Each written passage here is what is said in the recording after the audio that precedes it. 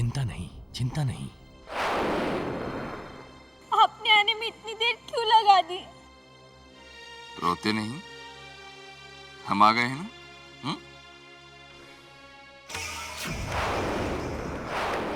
अब सब ठीक हो जाएगा।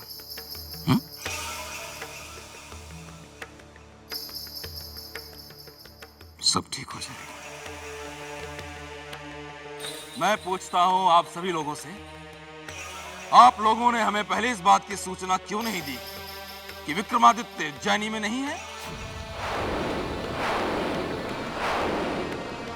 वो तो हमें मंजरी के पत्र से ज्ञात हुआ, वरना इस अनहोनी का तो पता ही नहीं चलता। बताइए, हमें पहले सूचित क्यों नहीं किया गया? आपको इसलिए सूचित नहीं किया गया था क्योंकि महाराज विक्रमादित्य ने आपको देश निकाला दे दिया था। काका महाराज,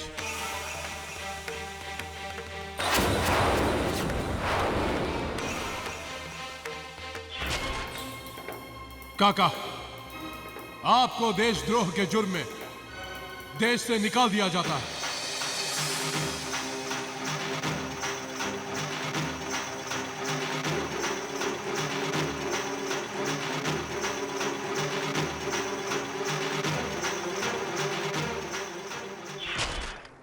देश निकाला?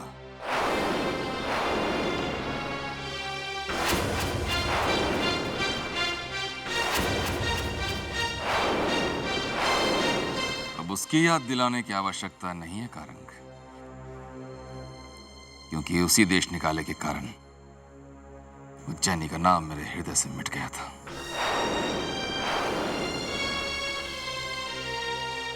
तो फिर आप यहां क्या करने आए हैं काका महाराज? क्या करने?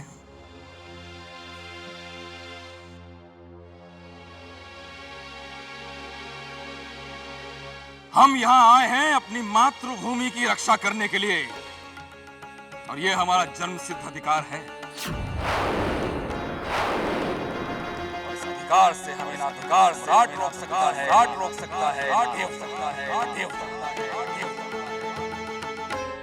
आज से उज्जैनी पूरी तरह से सुरक्षित है। आज से उज्जैनी पूरी तरह से सुरक्षित है। आज से उज्जैनी पूरी तरह से सुरक्षित है। आज से उज्जैनी पूरी तरह से सुरक्षित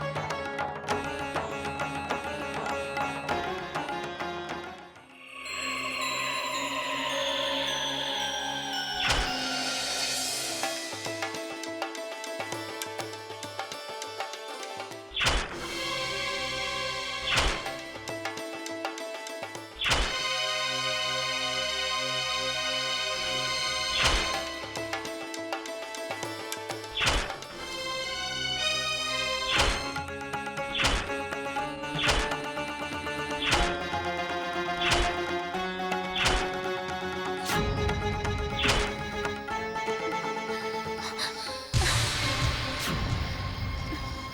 नहीं, ये नहीं हो सकता। महाराज का विवाह, ये बहुत बड़ा अपशकुन है। ये नहीं हो सकता।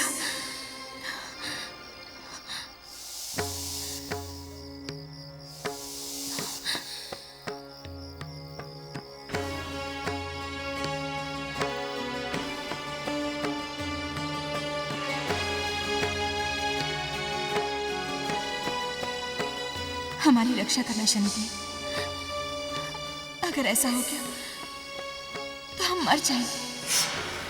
ओम शम शनिश्चराय नमः।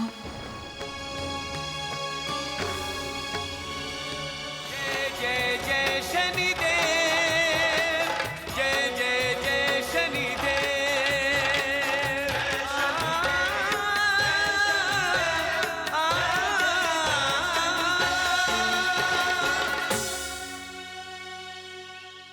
हरी काका, अरे ओ हरी काका। अरे कौन है भाई? अरे भाई आओ तो सही, तब बताए ना। आता हूँ, जरा ठहरो। अरे क्या हरी काका, आपका घर ढूंढते ढूंढते मेरे पैर थक गए। माफ करना भाई, मैंने तुम्हें पहचाना नहीं। कौन हो तुम? लो, मुझे नहीं पहचाना? अरे हरी काका, वो कहावत तो आपने सुनी होगी, दुनिया के सारे नाई राम जी के भाई। मैं हूँ दयाराम नाई। दयाराम नाई? आपके मामा की मौसी के बेटे के ससुर ने मुझे यहाँ भेजा है। मामा की मौसी के बेटे के ससुर, यानी कि तुम भांडिया से आए हो? बिल्कुल सही पहचाना काका आप। अरे तो यहाँ क्यों खड़े हो? आओ आओ, अंदर आओ। हाँ हाँ, चलो चलो। आओ आओ, बैठो। हाँ दयाराम नाई, अब बताओ कैसे आना हुआ, और भंडिया में सब ठीक ठाक है ना? हे काका, सब राम जी की माया है। कहीं धूप तो कहीं छाया है, सब मंगल है काका।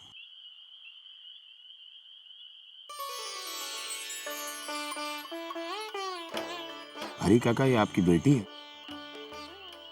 हाँ हाँ, मेरी बेटी है। आपकी बेटी के लिए रिश्ता लाया हूँ। सच? आलूलिका बेटी, जी बाबा। बेटी यार अपनी माँ को तो भेज। जी बाबा।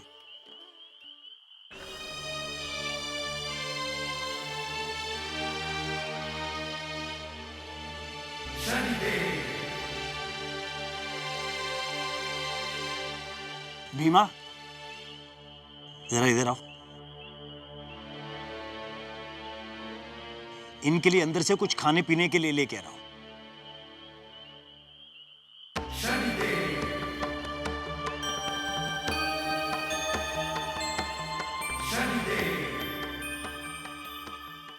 माँ, तुम्हें बाबा ने बाहर बुलाया है।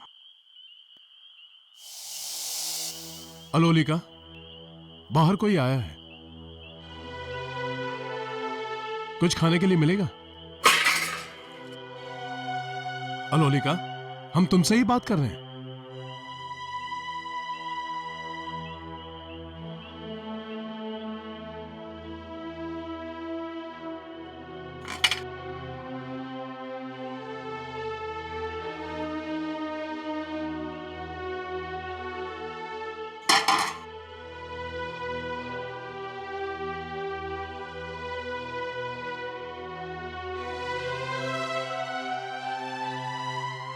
लड़का बहुत संस्कारी है काका। सुबह उठता है, माता पिता के चरण छूकर ही अपने कार्य पर निकलता है। सच? भाई वाह, लड़का तो बहुत ही अच्छा है। दयाराम नाई, तुमने तो मेरी चिंता ही दूर कर दी। ओ, भीमा आ गया। लो, पानी पियो और गुड़ खाओ। गुड़ है काका? गुड़ तो मुझे बहुत पसंद है। लाओ भाई लाओ। अजी सुनते हो? आया। मैं अभी आया। हाँ जाओ काका।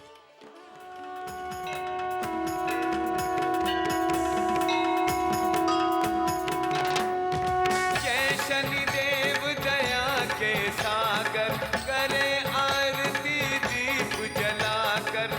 गुड़ तिल उड़द तुम्हें है अर्पण, काले वस्त्र लो छाया नंदन। सच्चा न्याय सदा तुम करते, तुमसे लोग व्यर्थ ही डरते। जो शनिदेव की आरती गावे, कोई ग्रह नहीं उसे सतावे। जय जय जय शनिदेव, जय जय जय शनिदेव।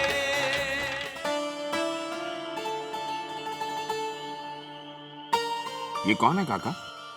ये भीमा है। बेचारा वक्त कम आ रहा है, हमारा यहीं रहता है। घर के छोटे मोटे काम कर दिया करता। मतलब ये आपका नौकर है?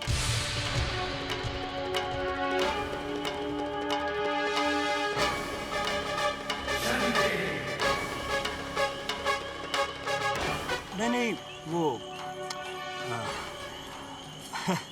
बस तुम्हारे पास सारा दिन बातें करने के अलावा और कोई काम है कि नहीं? अरे भाग्यवान, तुम्हारे मायके की बातें चल रही हैं। ये दयाराम है, तुम्हारे मायके से आए हैं। भगवान, क्या हो गया मेरे मायके में? कोई बुरी खबर तो नहीं है? मैं क्या करूं? अरे भाग्यवान, तुम तो बेकार में डर रही हो। ये तुम्हारी बेटी के लिए रिश्ता लेके आए हैं। क्या? हाँ हाँ आलूलिका के लिए? हाँ हाँ। अरे तो पहले क्यों नहीं बताया? मेरी तो जान ही निकल गई थी। अरे काकी, लड़का कमाऊ है, अच्छे खासे घर का है, 60 बीघा खेत है, और क्या चाहिए? आपकी बेटी राज करेगी, राज। 60 बीघा खेत? जो रिश्ता मैं तय करवाता हूँ, वहाँ दान दहेज देने की आवश्यकता नहीं पड़ती। वो घर तो वैसे ही खुशियों से भर जाता है। इधर आ। अब खड़े खड़े सोच क्या रहे हो? जल्दी जाओ और ये रिश्ता तय करके आओ। दोबारा ऐसा मौका नहीं मिलेगा। अरे हमें दान दहेज भी नहीं देना पड़ेगा। मैं तो कहती हूँ आज ही चले जाओ, इस करमजली से भी छुटकारा मिल जाएगा हमें। अरे भाग्यवान, चला जाऊंगा चला जाऊंगा। तुम तो हथेली पे सरसों जमाने वाली बात करती हो। दयाराम, सच तुमने बहुत बड़ा उपकार किया है मेरे पे। नहीं काका, मैं किसी पर उपकार नहीं करता।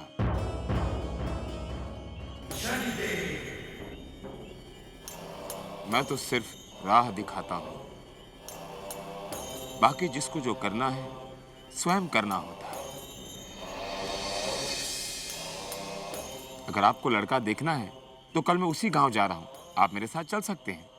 हाँ हाँ, ले जाइए आप इन्हें अपने साथ। दयाराम, आज रात को यहीं आराम करो, कल मैं आपके साथ चलता हूँ। शुभ रात्रि। शुभ रात्रि।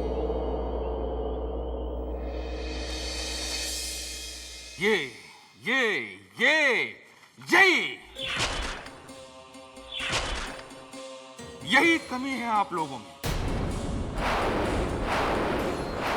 वैसे तो नीति की बातें करते हैं, परंतु समय आने पे स्वयं नीतियों की अवहेलना करते हैं। नहीं, 9 रत्न, 9 बुद्धिजीवी, 9 ज्ञानी हैं आप लोग, परंतु सब के सब मिलके एक विक्रमादित्य की कमी पूरी नहीं कर पा रहे। एक विक्रमादित्य की। एक तरह से आप ठीक ही कह रहे हैं काका महाराज। हम 9 तो क्या 900 ज्ञानी मिलकर भी महाराज का स्थान नहीं ले सकते। कालिदास, ये ज्ञान की बात है।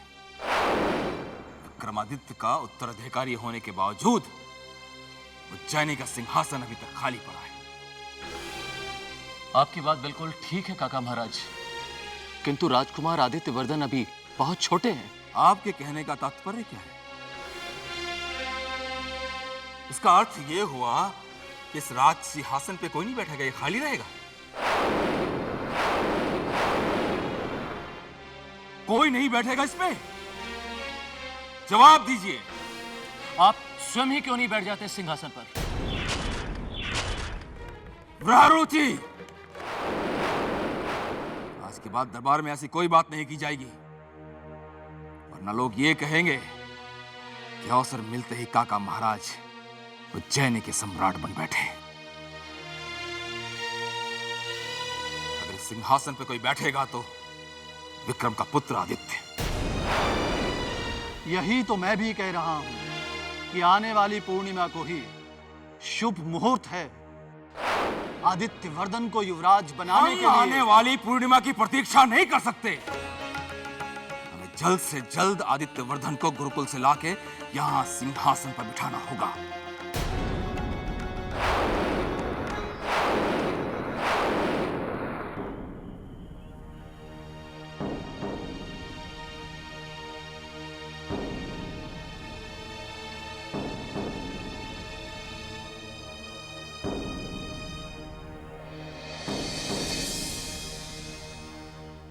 हे शनिदेव, ये आप कैसी परीक्षा ले रहे हैं?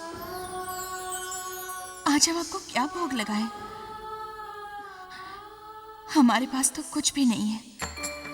महारानी मदन लेखा, हम तुम्हारी श्रद्धा और भक्ति से बहुत प्रसन्न हुए और इस भक्ति का फल हम विक्रमादित्य को दे रहे हैं।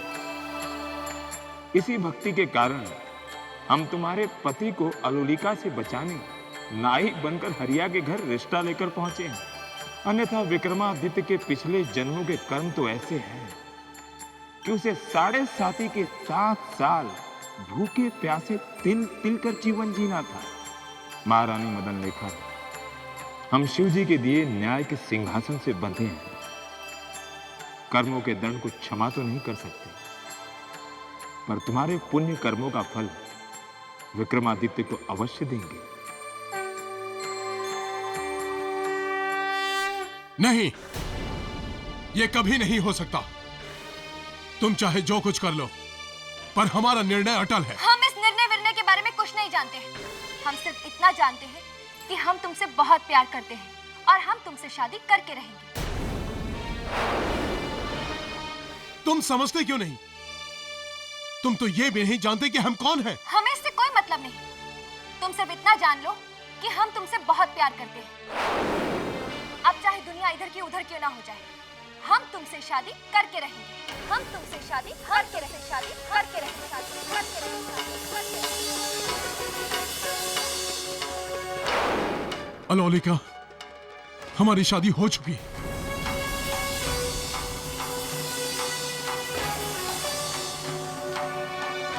क्या